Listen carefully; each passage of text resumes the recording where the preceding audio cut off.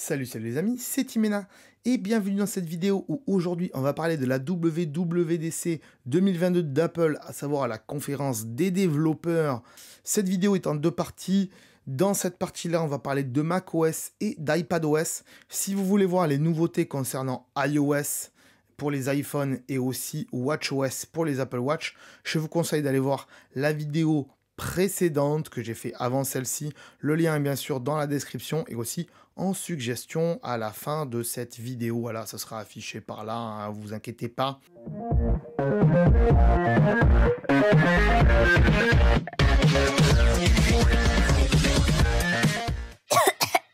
Donc, avant de commencer, je vous rappelle que c'est bien sûr une conférence pour les développeurs, c'est-à-dire que normalement, il n'y a pas beaucoup de sorties de matériel, hein, on est d'accord? On parlait exclusivement en général des OS et de tout ce qui est logiciel, des nouveautés logicielles, à savoir iOS, iPadOS, WatchOS, macOS, etc., etc.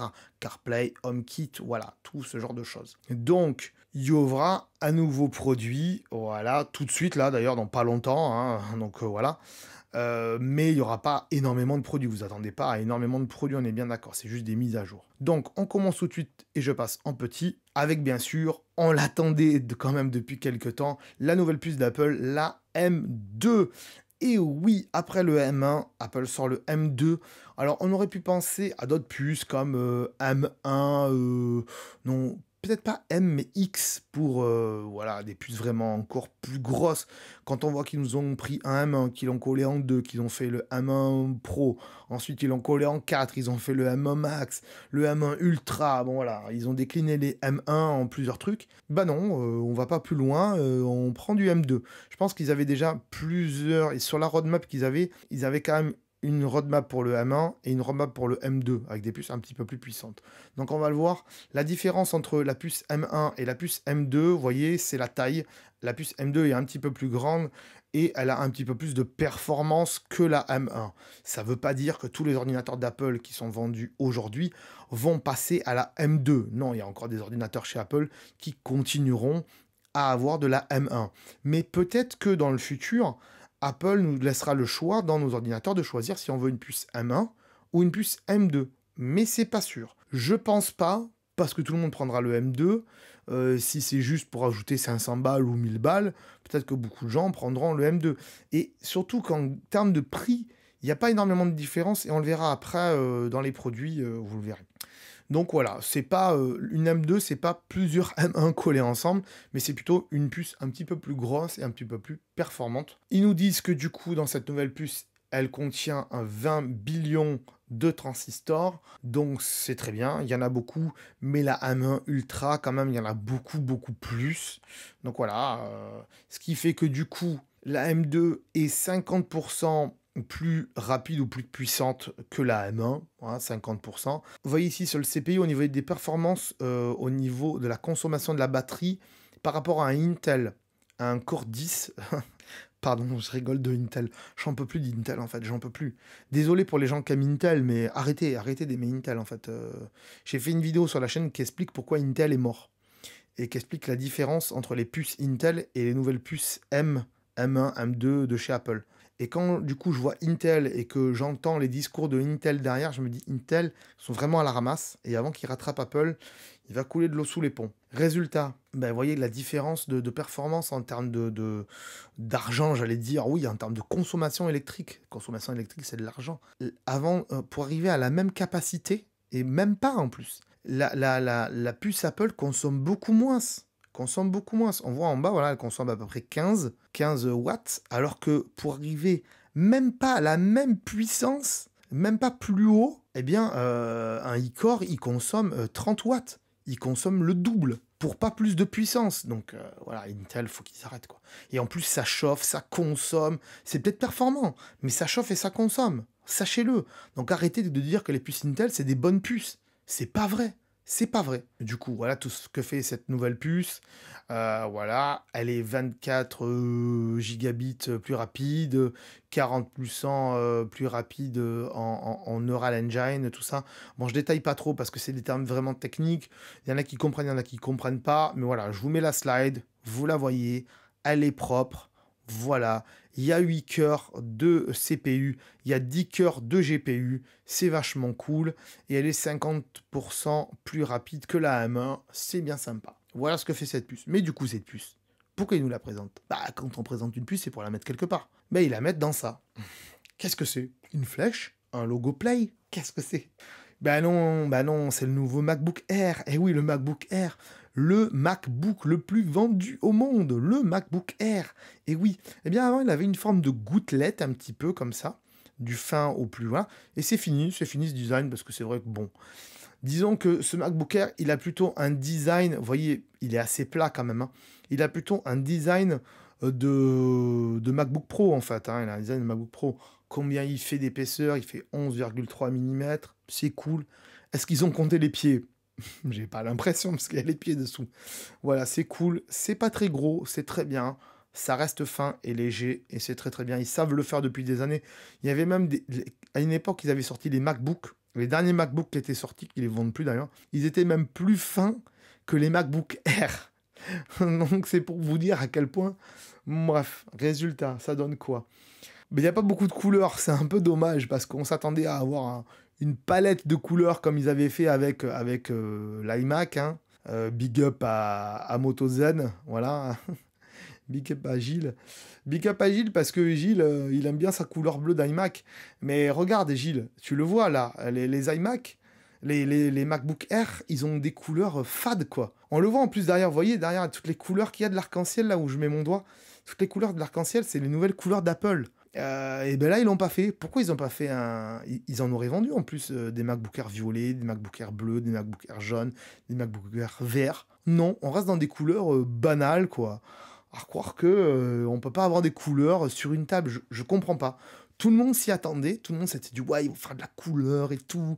Tous les slides qu'on voyait, les gens voulaient de la couleur. Bah non, il y a du gris clair, du gris foncé, du gris or, on va dire, et du noir, du space gray, comme ils appellent ça. Alors, personnellement, moi, je prendrais, si je devrais en prendre un, je devrais plutôt prendre le space gray. Mais bon, il n'y a pas une grosse déclinaison de couleurs, on est d'accord. Pourquoi faire du gris et du gris? C'est 3 nuances de gris et une nuance de gris et de gris or, quoi. Gilou, qu'est-ce que t'en penses? S'il te plaît, mets-moi un commentaire et dis-moi ce que tu penses de ces couleurs, parce que moi, franchement, je comprends pas, quoi. Je comprends pas ces couleurs. Je les comprends pas. Autant le noir, je peux comprendre. Autant le gris clair, je peux comprendre. Mais les deux autres au milieu, là, je comprends pas. Pourquoi ils ont pas mis des belles couleurs, quoi. Voilà. Donc, ensuite, encore des images. On revient au MagSafe. Non, c'est bien parce qu'il n'y avait plus de MagSafe sur les MacBook Air. On revient au MagSafe comme il a fait avec le MacBook Pro. Grosso modo, le MacBook Air, là, il a le même design quasiment que le MacBook Pro. Voilà, MacBook Air, MacBook Pro, même design. Voilà, c'est tout. Juste qu'il est un petit peu plus petit. Et voilà. Mais sinon, voilà, qu'il a un peu moins de ports. Parce que le MacBook Pro, maintenant, il a de la carte SD. Voilà, il a une prise HDMI. Voilà, là, non. Il y a juste 2 ports USB-C, vous le voyez ici, et un MagSafe. Et de l'autre côté, un jack. Et c'est tout. Il n'y a rien d'autre. Voilà. Du coup, ça donne ça. Ça donne ça une fois ouvert. Alors, c'est cool, c'est joli. Il y a du coup une caméra 1080p en haut. Mais il y a une encoche. Il y a une encoche comme sur les iPhones et comme sur les MacBook Pro, les derniers MacBook Pro, il me semble, si je dis pas de bêtises.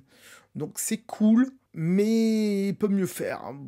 Ouais, bien. Bon. Ce qui va être intéressant, ça va être l'entrée de gamme pour le MacBook portable, on va dire le Mac portable, entrée de gamme pour tout le monde. Voilà. Alors ils disent que, donc bien sûr il sera équipé de la puce M2, mais qu'ils vont continuer à vendre la version avec la puce M1. Et du coup, on va gagner que 20% de plus. Vous voyez, on va gagner que 20% entre le MacBook Air M1 et le MacBook Air M2. Il n'y a que 20% de performance en plus. C'est pas énorme. Mais par rapport au MacBook Air de 8e génération avec un Core i9 de Intel, c'est 5 fois plus puissant. Et ça, c'est ouf. 5 fois plus puissant. Ça, c'est oufissime. Ce MacBook Air avec une puce M2 aura une durée de batterie.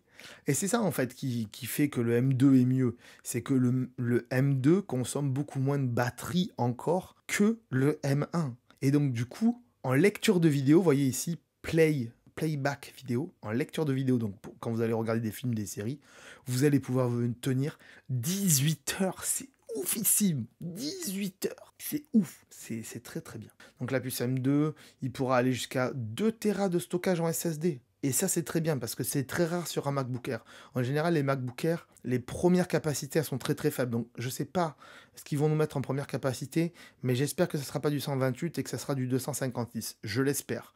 Mais bon, bref. 24 Go de mémoire, machin, ok. Donc là, bon, bah, c'est la puce M2, donc 8 cœurs en CPU, 10 cœurs en GPU. Le MagSafe, bien sûr. Je sais pas pourquoi il nous le montre avec toutes ces couleurs. On s'en fout c'est par rapport à la couleur de l'ordi.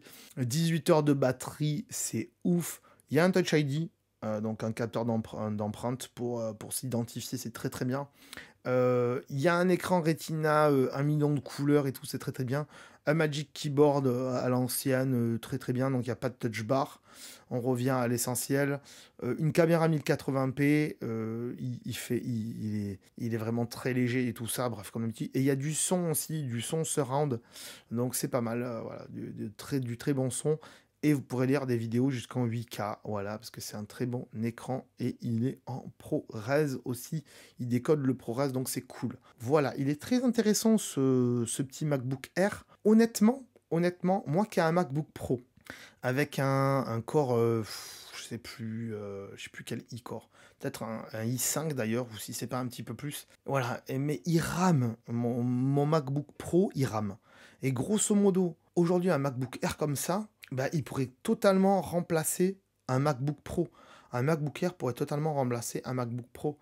Alors, est-ce que j'en ai l'utilité vraiment? Non, pas forcément, parce que j'ai un Mac mini, plus un vieux MacBook Pro. Et le MacBook Pro, ça veut dire qu'il faudrait que je le revende pour prendre ça? Non, honnêtement, je sais pas.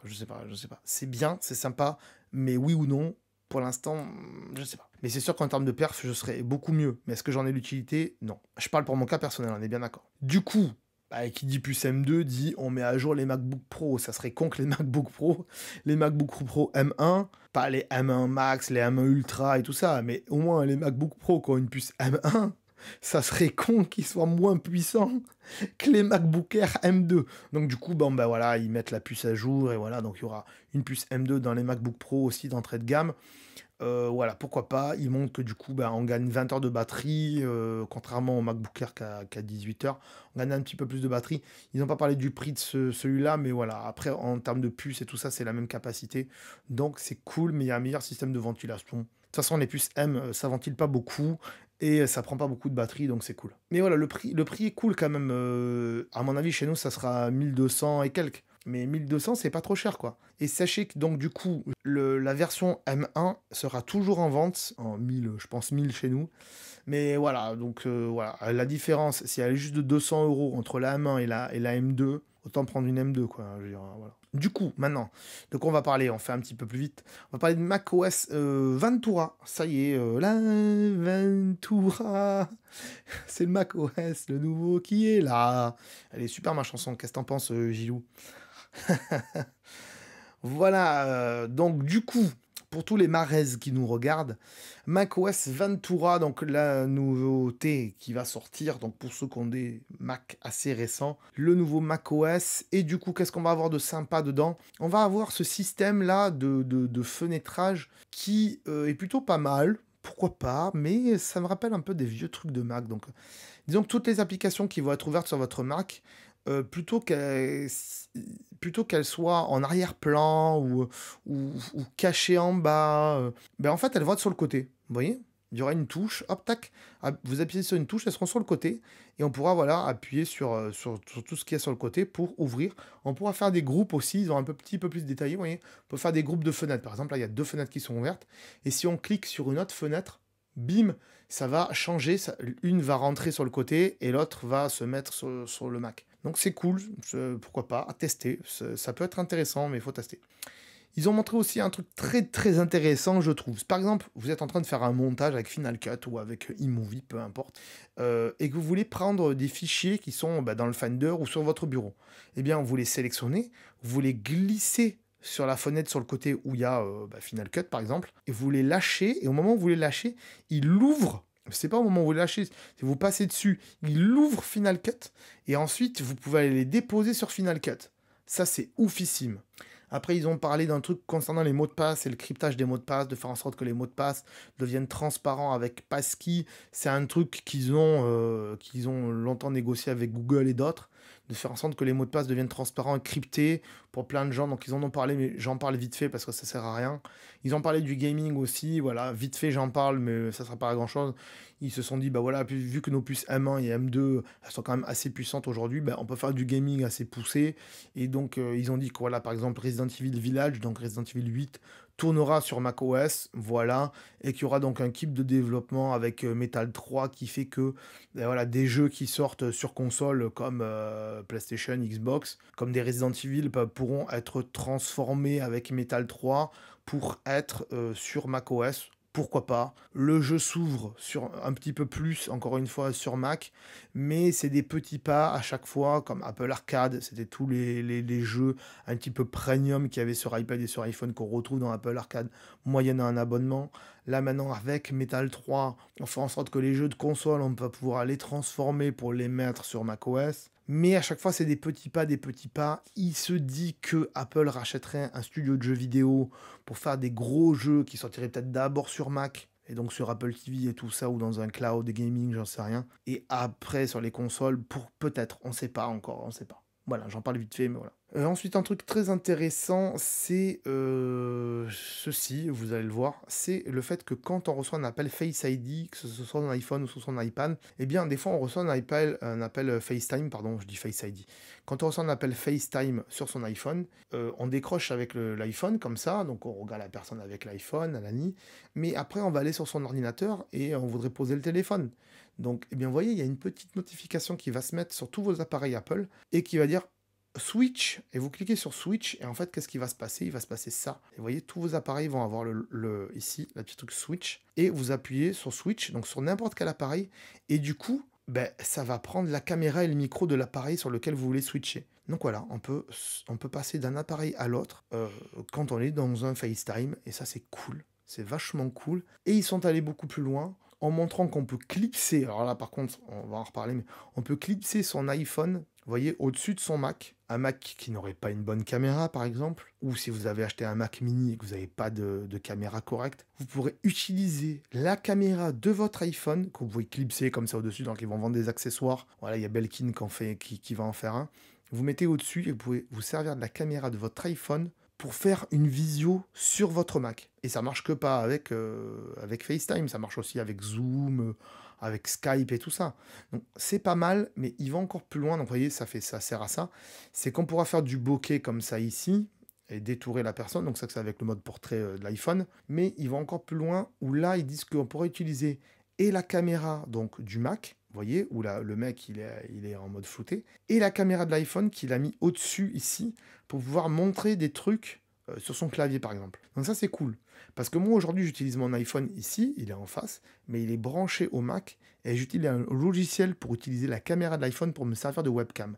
Eh bien demain, je n'aurai plus besoin forcément de ce logiciel, je pourrai le faire directement sans ce logiciel et sans câble. Donc ça c'est cool. On verra comment ça va s'intégrer. J'espère que ça sera bien foutu, mais on verra. Donc ça peut être intéressant. Et en même temps, ce genre de truc-là, je reviens là-dessus, c'est un peu un aveu d'échec. Un aveu d'échec pour Apple, pourquoi? Parce que pendant des années, Apple nous ont mis des caméras qui étaient 720p, qui étaient éclatées au sol, alors qu'on pouvait mettre du 1080p et que sur les iPhones, il y avait beaucoup plus de résolution que les caméras des Mac. Donc ça veut dire, regardez, pendant des années, on vous a fait des caméras pourries, mais depuis, vous pouvez filmer avec votre iPhone. Ça veut dire qu'on n'est toujours pas capable de mettre des caméras 4K dans les Mac. De qui on se fout? D'ailleurs, c'est le cas dans le nouveau MacBook Air, comme on en a parlé tout à l'heure. C'est des caméras 1080p, c'est pas des caméras 4K. Donc en faisant ça, honnêtement, je trouve que Apple se fout de la gueule du monde. Ça, c'est pas un bon message. Parce que ça veut dire que, bah voilà, des caméras performantes, c'est celles de vos iPhones, mais c'est pas celles de vos ordinateurs qu'on vous vend en plus. C'est ça le pire.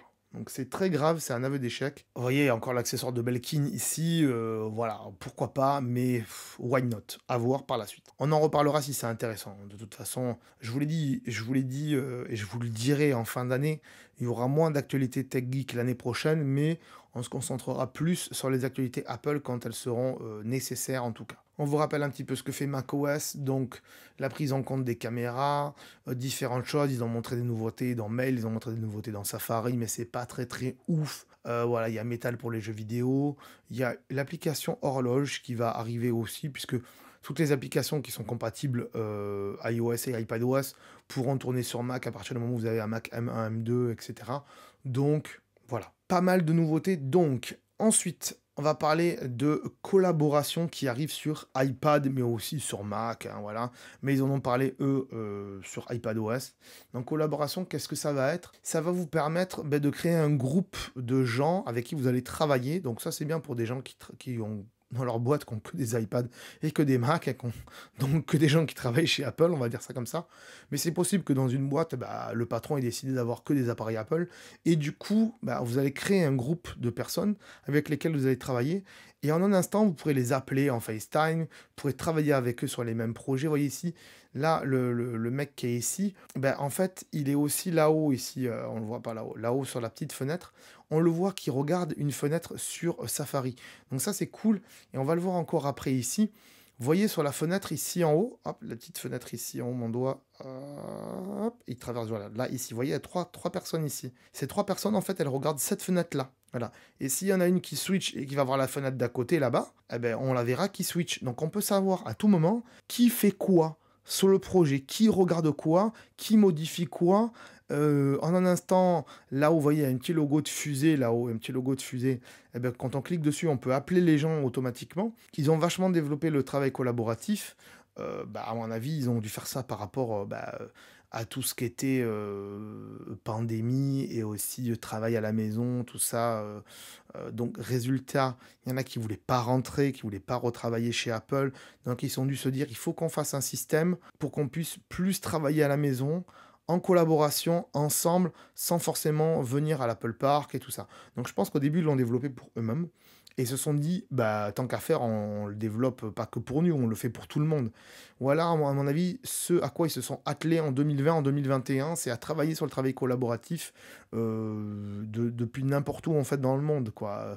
Peu importe qu'on soit en physique dans le bâtiment ou à différents endroits, tous dispersés. Voilà, et c'est beaucoup mieux et c'est très bien. Ça peut d'ailleurs pousser certaines personnes à acheter des appareils Apple, du coup, donc voilà. Ensuite, ils ont parlé donc d'un kit de développement, voilà, Desktop Class App, qui permettra aux développeurs de faire différentes choses, mais surtout pour nous aussi, pardon, je fais des bêtises, de pouvoir faire en sorte de pouvoir modifier nos menus dans l'iPad. Avant, c'était pas le cas. On pouvait le faire que sur Mac, on pouvait modifier que le menu dans les Mac. Maintenant, sur l'iPhone, sur l'iPad, on pourra aussi modifier ces menus. Et ça, c'est sympa. C'est sympa à voir ce que ça donne par la suite.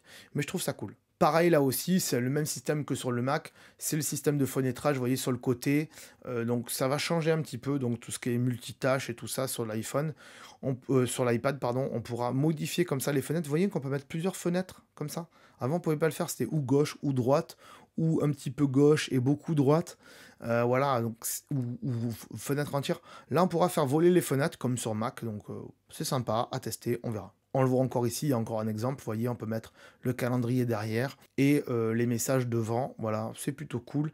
Est-ce que si on tape sur un, ça va le faire, normalement ça va le faire revenir. On pourra les mettre sur le côté et après ils vont plus loin parce que vous voyez que les fenêtres, voilà, elles se mettent un peu en biais et tout ça. Ils vont plus loin dans le sens où ils peuvent connecter donc un iPad à un Mac et résultat, vous voyez que le fenêtrage, eh bien, il peut jouer entre le Mac et l'iPad. Alors, c'était déjà le cas avec Continuity, le système qui permet d'aller d'un Mac vers un iPad en toute transparence, et ça c'est très très bien. Mais ils vont un petit peu plus loin parce que toutes les fenêtrages pourront se faire, et du coup ce qu'on pourra faire, c'est par exemple, voilà, ouvrir un projet sur l'iPad. Par exemple ici, vous voyez, il fait des traits au stylo ici, et ensuite il va pouvoir fermer sa fenêtre et la rouvrir sur le Mac et utiliser son truc entre les deux. Donc voilà, c'est pas bien détaillé, mais il y a quand même des avancées sur certaines choses. Donc c'est plutôt cool et il faut le souligner et le noter parce que le fait de pouvoir travailler sur son iPad avec le stylet et ensuite revenir sur Mac pour faire autre chose parce qu'on trouve qu'on est mieux, que c'est mieux adapté sur le Mac, eh ben ça c'est vachement cool. On nous rappelle ici, bien sûr, ce que fait iPadOS, les nouveautés. C'est pas énormissime. Alors, bien sûr, il y a toutes les nouveautés qu'il y a sur iOS qu'on a vu dans la vidéo précédente. Donc, concernant l'écran d'accueil et tout ça, l'écran verrouillé. Et aussi, donc, voilà, ils ont amélioré la météo. Ils ont amélioré, encore une fois, il y a encore le chien, là, détourage et tout ça. Il y a des nouvelles langues. Il y a le partage de photos familiales qui est amélioré aussi. J'en ai pas parlé beaucoup, mais c'est bien. Le fait de customiser, voilà, sa toolbar, sa barre de trucs, c'est très bien aussi. Voilà, pas mal de nouveautés en tout cas sur iPadOS, c'est sympa, mais voilà, à voir. Si un truc... Et oui, ah oui, ils ont parlé de SharePlay aussi, c'est intéressant. SharePlay, on va pouvoir plus partager des choses. Par exemple, vous regardez une série sur Disney, hop, vous pouvez partager, regarder avec vos amis qui sont à l'autre bout du monde la série. C'est plutôt cool, voilà, voilà. Les messages aussi, il y a des nouveautés dans les messages, mais bon, on va pas tout détailler, il y a énormément de choses. Peut-être que j'en ferai une vidéo sur la chaîne à la rentrée, on verra. Donc voilà pour cette deuxième partie de la vidéo de la WWDC d'Apple 2022, la conférence des développeurs, je l'ai déjà dit. Un petit bilan, ben moi je suis très content des MacBook Air, parce que c'est vraiment intéressant avec la puce M2, voilà, on va faire en sorte d'avoir un Mac assez puissant qui peut remplacer un MacBook Pro, et très clairement pour pas cher. Donc ça c'est intéressant. Je suis un peu quand même, vous l'avez compris, déçu des couleurs, parce qu'il n'y a pas énormément de couleurs sur ces MacBook Air. J'espère qu'ils vont le faire, parce que je pense qu'il y a des gens qui vont râler quand même. Je comprends pas pourquoi ils n'ont pas fait autant de couleurs, alors que peut-être qu'ils veulent pas, pour la gamme MacBook, donner des couleurs vraiment extravagantes, je sais pas. Je sais pas du tout, je comprends pas. Donc bon, voilà. Sinon iPadOS, why not, sans plus, je sais pas, parce que bon, c'est cool, il y a des nouveautés sympas, mais est-ce que ça va révolutionner vraiment le game? Je sais pas du tout. Moi, je suis pas un gros utilisateur d'iPad. Je l'ai, l'iPad Pro, mais je suis pas un gros utilisateur, donc on verra si ça va changer ma façon de travailler, parce que moi, même sur iPad, je travaille avec une souris, je suis plus à l'aise avec une souris qu'avec du tactile. Des fois, c'est sympa l'iPad, mais je reste quand même Mac, je préfère travailler sur Mac. Voilà, c'est mon cas personnel en tout cas. Voilà, voilà les amis, encore une fois, si vous n'avez pas vu la vidéo précédente, je vous invite à aller la voir, celle qui parle donc d'iOS 16 et de WatchOS 9, et aussi grosse nouveauté CarPlay si vous ne l'avez pas vu. Donc si vous avez une voiture compatible CarPlay, allez voir la vidéo précédente, je vous mets le lien bien sûr en description, et elle va s'afficher ici, voilà, par là, tout à l'heure, là, vous la verrez en fin d'émission. Moi je vous dis à très bientôt sur la chaîne, il y a encore plein de vidéos qui arrivent, donc abonnez-vous si ce n'est pas déjà fait, hein. Peut-être que vous me découvrez avec cette vidéo. Donc abonnez-vous pour ne rien louper des autres vidéos sur la chaîne. On fait des vidéos très sympas. Et sinon, je vous dis à très bientôt. Ciao, ciao. Attends. Là. Attends, avant de partir, j'allais oublier. Tu peux aussi me suivre sur les réseaux sociaux. Ils sont là, voilà, si ça t'intéresse, bien sûr. Tu peux aussi t'abonner à la chaîne en cliquant sur le logo ici. Voilà, là, maintenant, il s'affiche. Comme ça, tu pourras voir toutes les vidéos qu'on a fait sur la chaîne et en plus, c'est gratuit, c'est pas comme Netflix. Tu peux aussi regarder les vidéos que je te propose maintenant. Voilà, elles sont là, hein, elles sont bien. Et en plus, je pense qu'elles peuvent fortement t'intéresser. Donc voilà, n'hésite pas, clique dessus. En tout cas, je te remercie de t'être abonné et je te dis à très bientôt.